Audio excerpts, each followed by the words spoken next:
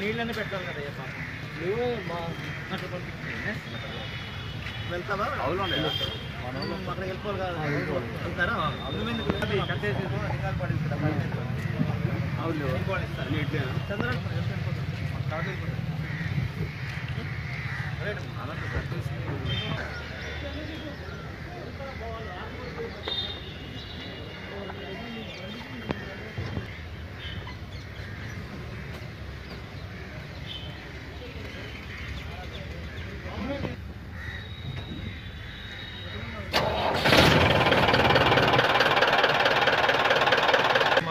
NHI 65 మీద మా RS mobile SI గారు వెహికల్ తనిఖీ చేస్తుండగా ఒక ఐజర్ వాహనంపై 23 గోవులను నిర్బంధించి అక్రమంగా తరలిస్తున్నారని చెప్పేసి ఆ వెహికల్ని అందులో ఉన్నటువంటి డ్రైవర్ని అదుపులోకి తీసుకోవడం జరిగింది. వాళ్ళపై కేసు నమోదు చేసి దర్యాప్తులో భాగంగా ఈ గో సంరక్షణ పల్లగిరి గో సంరక్షణకి అప్పగించడం జరిగింది.